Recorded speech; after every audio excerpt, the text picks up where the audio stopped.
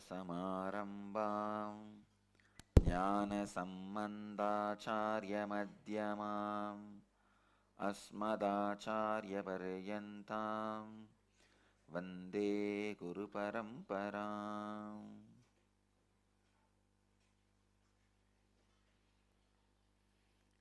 I welcome you all with my love and respects. To start the questions. The first question is from Rajendra Kumar S., IA number 39, who's saying, Dear Swamiji, in thirst of knowledge, I used to go through the teaching of various masters. In that process, I stumbled upon the teaching of two masters, Sadhguru, Isha Foundation, and Osho's talks on enlightenment, where they stated that with enlightenment, one cannot live in the body. How far is this true? As I could not understand the context, it was difficult for me to accept and I was shaken. However, the power of your inspiration to live enlightenment was so high that I could not do anything but continue the path shown by you. My inner voice says that only great avatars can reproduce such highest experiences to common man, safeguarding from the associated extremities in the spiritual path. But at this moment, I feel it is worth dying for this experience, and I do not know how to express my gratitude. I feel this only bhava. I should first become a candle, burn for you, and disappear in your eternal light, and that too would not be enough. With love and gratitude, Rajendra Kumar S., IA number 39. Rajendra Kumar,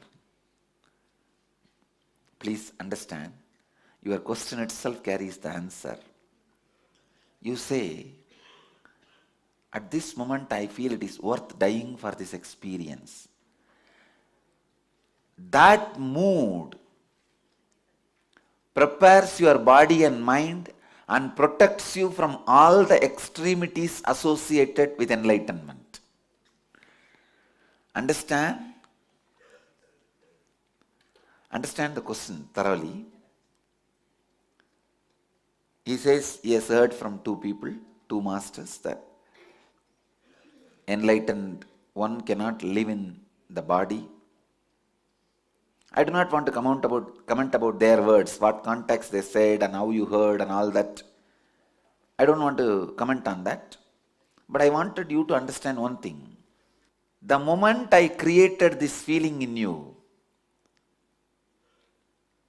for this experience, even death is okay. It means you have become ripe enough to hold that experience in your body. Understand? Till you have, see, what is death? What is fear of death? If you are afraid of death, still you have the hope for life, hanging on to life. So if you are clinging or hanging on to life, how can enlightenment happen to you? I tell you, the moment you are ready to die, you don't need to die. The moment you are ready to face the death, you are free from death. Enlightenment can stay in your body now without causing the extremities associated to it. You can see very clearly, again I wanted to refer Devanki Dev serial, how the Sati getting matured in the next body and becoming Parvati. I tell you, if you want to see the much more refined, pure form of Parvati, you should see her in the next Janma, Meenakshi. Just like how the Vishnu's perfect incarnation is Krishna. He starts as a Matsya, then Varaha, different incarnations. First as a fish, then as a Kurma, tortoise. Then as a tortoise, from tortoise to Varaha, pig. And from pig he moves to the Narasimha. From Narasimha he moves to Vamana. How the growth is happening in Vishnu's incarnations, and Krishna is Purnavatara. Same way for Devi, from Sati she evolves to Parvati, from Parvati to Meenakshi. I tell you, Meenakshi is Purnavatar of Devi. In Sati's time, in that body, parental conditioning was so much. 80% of Dakshan, Prasuti. In Parvati's body, parental conditionings have practically disappeared. 80% was pure Parvati, only 20% Mena and Himavan. In Meenakshi's body, she did not even stay in Kanchanamala's body. She walked straight out of fire. So the pure consciousness. That is why there was no influence of parents, parental condition on her. She just lived and she decided the marriage and she informed the parents. That also father died by that time. Only Kanchanamala, mother was alive. She comes back and informs, I have decided to get married and Shiva is coming. Please make arrangements. And she was already a queen. When she fell in love with Shiva, she was queen already. So, you can see the beautiful evolving happening from Sati to Parvati, Parvati to Meenakshi. See, in Meenakshi's body, she was already ready. See, in Sati's body, she gets Satori. In Parvati's body, she gets enlightenment. In Meenakshi's body, she is an incarnation. What makes Sati into Parvati and Parvati to Meenakshi? Understand, non-clinging to life. Non-clinging to life. Stop clinging to life. All hopes are hopelessness. Get more and more comfortable with your insecure imaginations. Please understand. I wanted this to be one of the important understanding for all my disciples and followers. Get more and more comfortable with your uncomfortable fear fantasies, uncomfortable insecurity thoughts, uncomfortable insecurity imaginations. For example, if you have wealth, suddenly you will think, oh, if some thief comes and steals everything, what will they do? Or there are some other. But nowadays the fear of small thieves have disappeared. Fear of big thief means the government. Now the whole thing collapsing. Economy melting down. What is the economy melting down? The larger thief stealing everybody's wealth by wrong policies and corruption. So you have fear. If the whole thing melts down, what will I do? Where will I be? How will I be? See, everybody constantly has these insecurity imaginations, especially early morning before you wake up from the bed. Either you will have the deep insecurity imaginations or fantasies. This too only wakes you up from the bed early morning. Of course, about fantasies, with fantasies already you are comfortable. But these insecurity imaginations, start getting comfortable with that. Okay, now you are there. That does not mean you are going to become reality. Your ability to get comfortable with insecurity imagination makes your nervous system ripe enough to hold the highest experiences. Understand? This is the only way Sati becomes Parvati, Parvati becomes Meenakshi. Your ability to handle very beautifully in one place in Shiva Sutras, Mahadeva says, living in utter utter insecurity is living enlightenment. Get comfortable with your insecurity imagination. Only the people whose nerves have become comfortable with the insecurity imaginations have achieved highest things on the planet Earth, whether it is in the outer world or in the inner world. People whose nervous system cannot handle the insecurity imaginations, I tell you, when I declared a few days before a new understanding for our Sangha, you do whatever is your maximum capacity. I tell you, when Buddha gave sannyas to women, of course, I am not against giving sannyas to women, I am all for it. But Buddha knows human beings. He says when he gave sannyas to women and made them also part of the Sangha, he says, I reduced the longevity and purity of my Sangha. Because after him, there will be too much of men exploiting women and women exploiting men.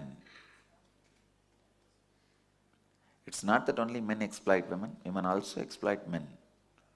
In both ways. I have seen. No, anyhow.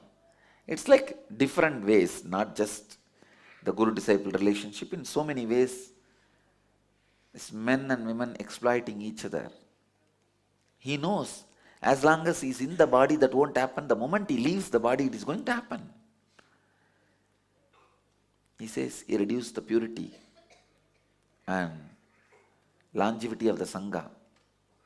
I tell you, when I said be honest to yourself,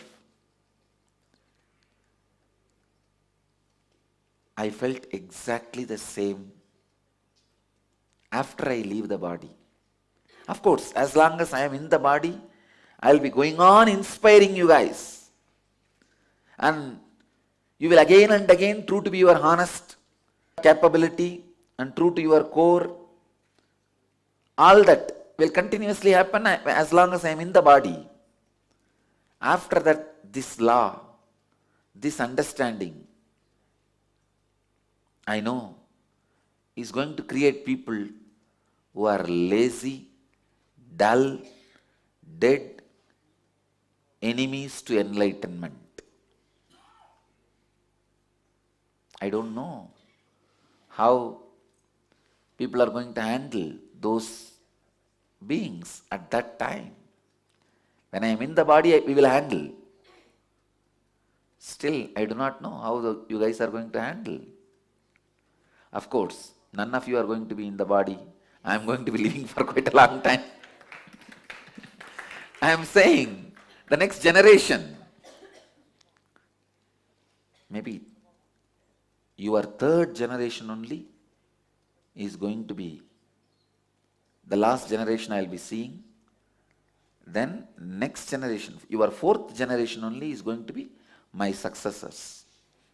Because the moment I say be honest to yourself, be true to your capacity, you don't even know your capacity. You will completely get comfortable with your lifestyle. See, by the word, through the word productivity, I was constantly making you get comfortable with your insecure imaginations. You see, with the word productivity and with that scale, with that idea, constantly you are made to live in that. Get comfortable with your insecurity imagination of, that is the ultimate insecurity. If I lose master, what will I do? That's the ultimate insecurity. But only when you get comfortable with those insecurity imaginations, your nerves become strong to hold the highest Kundalini awakening. When you say, okay, if at one day if I am kicked out, it is okay, but now I am going to imbibe whatever best and maximum I can. Only with this coming to terms with the reality, your nervous system becomes so strong and you imbibe completely maximum whatever you need to imbibe. When that insecurity never becomes part of your life, you are going to be standing in rain with a raincoat, an umbrella. Not even a drop of rain is going to touch you. I am showering like a rain. You stand with umbrella and raincoat, which is called security. The secured feeling and the secured thought trend. No. Swamiji already said, you be honest to your capacity. This thought trend is going to be more like a raincoat and umbrella. Now, I only have to inspire you continuously. Anyhow, I am opening up and presenting the whole philosophy in front of you. How this Rajendra Kumar describes, I feel it is worth dying for this experience. When this thought trend becomes part of your system, your nervous system gets the strength to experience and hold the highest Kundalini awakening.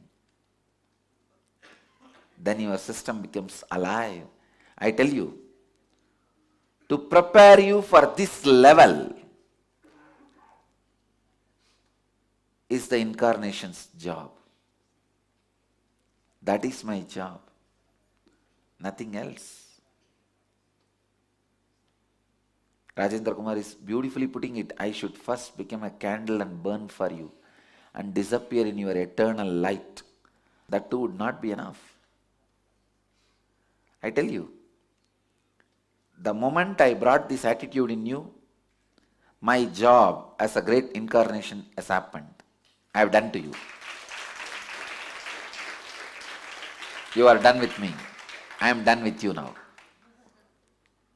Now, simply the cosmos will enter you and your system is ready to hold that experience.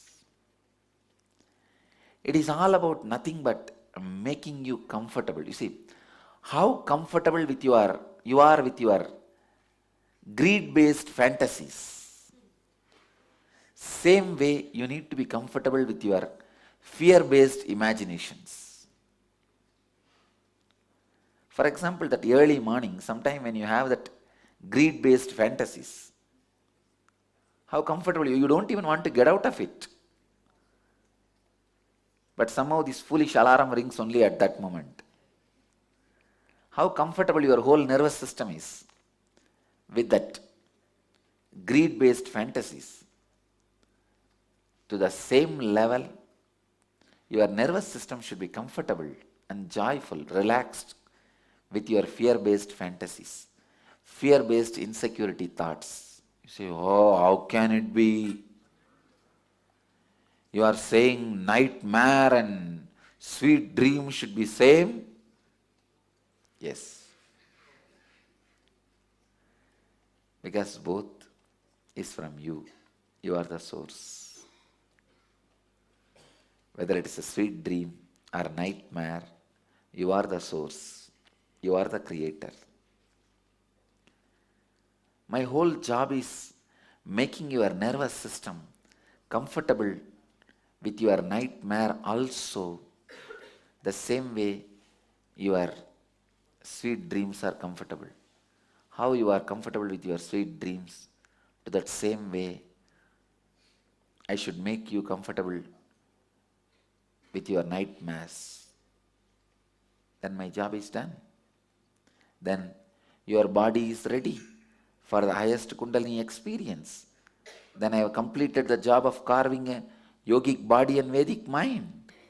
So Rajendra Kumar, in your question itself, the answer is there. Look into your question And you are saying,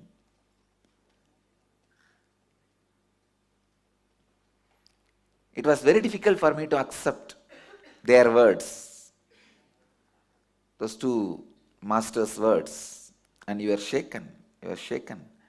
However, the power of your inspiration to live enlightenment was so high that I could not do anything but continue the path shown by you. To create this depth of inspiration in you all means the ability to handle, to get comfortable with the insecurity. I myself should have gone through the whole thing in front of your eyes. I should say in 2012, some of the asuras tried to invade the Biddi campus. I went through that. Only then you will stand. You will understand, yes, what he says is true. He did not have nervous breakdown. And he stood. His most insecurity imaginations have been a very comfortable flow in him. He was completely comfortable with the sweet dreams and nightmares, insecurity imaginations, and extraordinary expression of spiritual energy. See, morning, somebody does Pada Puja saying, "Oh, embodiment of all gods and goddesses." In next few hours, somebody says he's a criminal and we are going to put him in prison. And you need a nervous system which is completely comfortable with both, which does not lead to nervous breakdown. Understand? Both can lead to nervous breakdown. It is not that only insecurity, even too much of respect. Suddenly, you see, in your house, the people who live around you suddenly starts respecting you like a god. What will happen to you? You will go crazy. In 2 days, you will go mad. You will become loose. You will say, no, no, no, no, no. I am ordinary. I am ordinary. Whether fear or greed, disrespect or respect, both can make you crazy. Your nervous system won't be able to handle. And if both are happening at a time,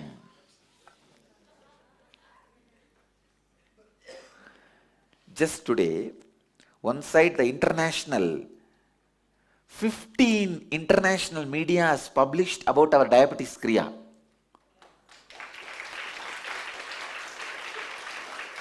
15 international magazines and 4 third-rate journals in Tamil Nadu have published articles putting so many nonsensical allegations on me. Both happening in same way, same time. You'll become mad. If your nervous system is not strong enough,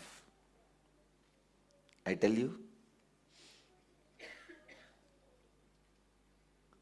preparing your nervous system strong enough to hold the fantasies of greed and imaginations of insecurity.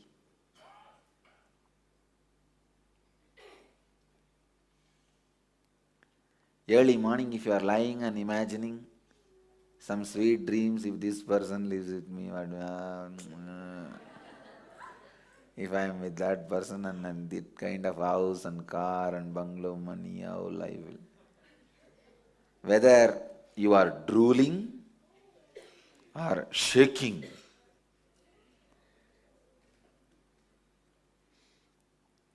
suddenly some dream, tiger is chasing you. and a huge python is trying to swallow you, or you lost all the money in your share market, your net worth has melted down. I tell you, the real your net worth, which can never melt down, is inner awakening. Your any other net worth will melt down. That is why I tell you, have some asset which will not melt down. Your capability. See, it is not that easy. You can hide and cover up your fears and insecurity and live your life. Your stomach will get churned. You will have diarrhea. This time in the prison, the jailer was the head of the jail. He became very friendly with me. He was a devoted person. I have never seen a jailer falling at the feet of an accused. The moment I was taken inside the jail, the first thing he looked around, and when there was no media camera, he fell flat at my feet. I was shocked. Oh God, what is going on? I blessed him, be blissful. And he was not even getting up. He said, put your hand on my head and bless Swamiji, only then I'll get up. I blessed him. He says, I was so happy the moment they said they are bringing you here. I said, what do you mean?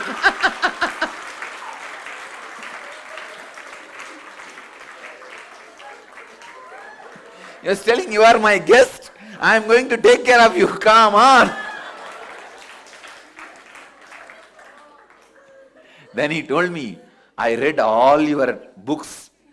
I have seen your YouTube discourses. I always wanted to come and see you in the ashram. You came here to grace me. I said, okay. I don't want any more jailers praying for my darshan.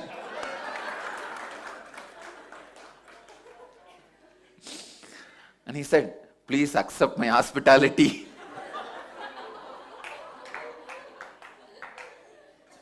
But the guy was really nice. He was really nice, and at least 10 times he fell at my feet in 24 hours. I was only 24 hours with him. 10 times he will come again and fall at the feet and say, Swamiji, you should eat. I said, no, I'm going to fast. But he was so honestly, truly, genuinely concerned.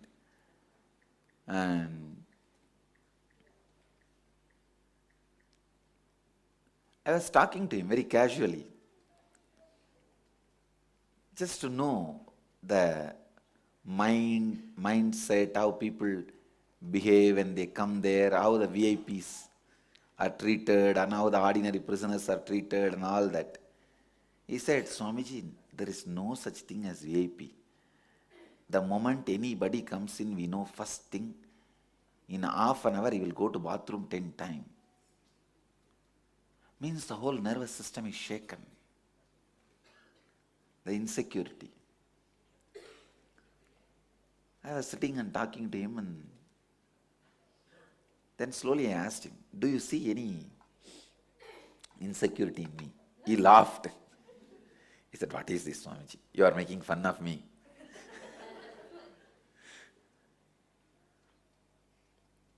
It's not that easy to hide the insecurity if it is there inside. Understand?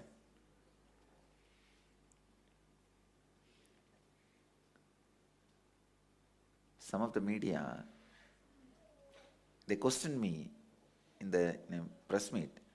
Are you trying to hide your insecurity by constantly smiling? I told them, why don't you try?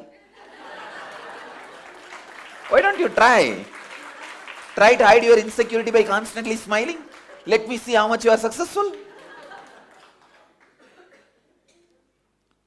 You need a special nervous system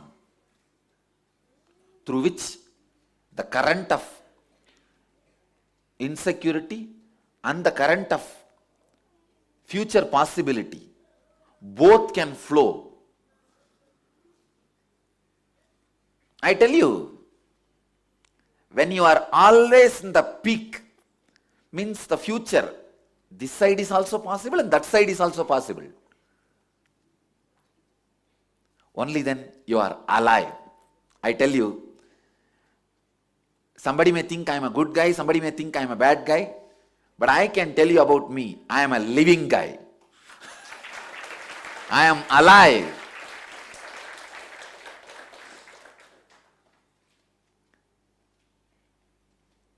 The extreme good, what can happen? Being worshipped by people as the God, while in the body. I have seen that extreme. And the same way, the other extreme, being abused with all the lies and false allegations, constantly being tortured, disrespected. I have seen this extreme. And both waves could not make any pattern in my nervous system.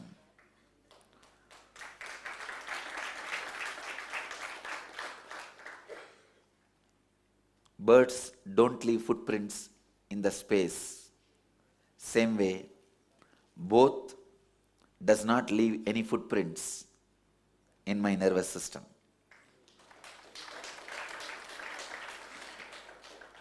Only buffaloes leave strong footprint in the mud. If your inner space, if your nervous system is more like a mud, only buffaloes walk in that and leave a strong footprint. You can see. In the mud, when the buffaloes leave, footprints are formed, and then when it dries in the sun, it is frozen. Sorry, it's dried. It becomes permanent.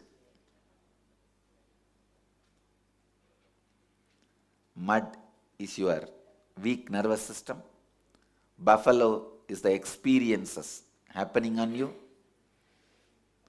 When the sun is exposed to that footprint, it becomes like a solid stone after drying up. Life's various other experiences are the sun's exposure to that footprint, so it becomes a permanent pattern in you. But if your inner space is like a sky,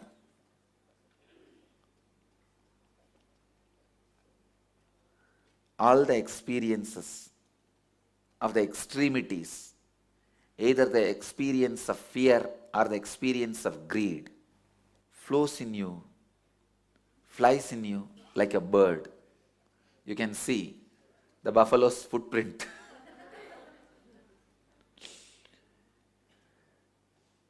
If you are a mud, you carry only this. If your inner space is like a air, ether,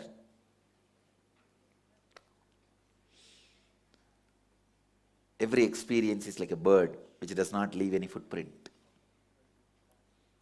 I tell you, take this up like a samyama, meditation, getting comfortable with your extreme fantasies, positive and negative. Please understand. Your extreme fantasies, positive. Your extreme fantasies, negative. Both. Get comfortable. Yes, if that happens, if that is the way things happen, what can be done? Okay, next.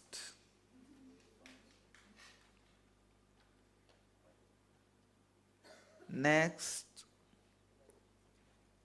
That's it.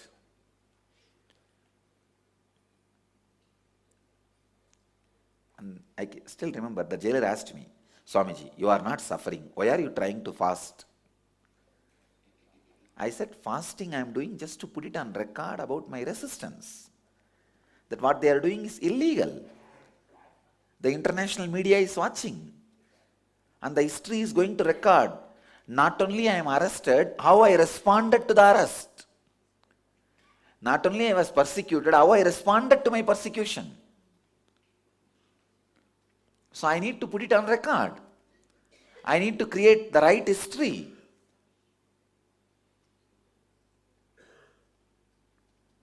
I am not suffering is part of my spiritual history. But I did not budge. I recorded my opposition and resistance is going to be the part of my social history. Rajendra Kumar, the moment your nervous system is ready to face any extreme, you will not be affected by any extreme. The moment you are ready to die, you don't need to die. But as long as you are not ready to die, death is waiting for you. You need to die. The moment you are ready to die, you don't need to die. Let you all achieve, experience, live, express, radiate, share, and explode in eternal bliss. Nityananda. Thank you.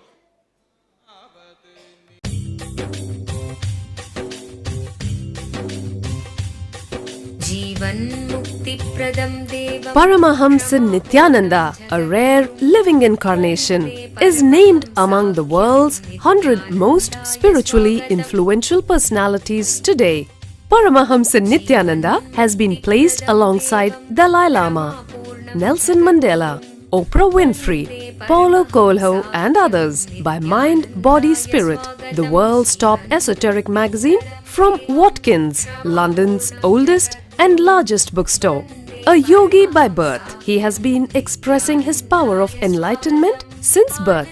He has authored more than 500 books in Tamil and English. Translations of these books are available in 26 languages in Telugu, Kannada, Malayalam, Hindi, Sanskrit, Gujarati, Oriya, Bengali, Marathi, French, Malay, Polish, Portuguese, Italian, German, Danish, Spanish, Russian and Chinese. He is also an exemplary speaker with over 10,000 hours of profound life solutions through his discourses. Social services such as Annadan, free medical care, free educational services with ashrams, schools, temples, hospitals established in more than 140 places around the world, offering exceptional services. A powerful spiritual healer who has healed millions of people of diseases from migraine to cancer.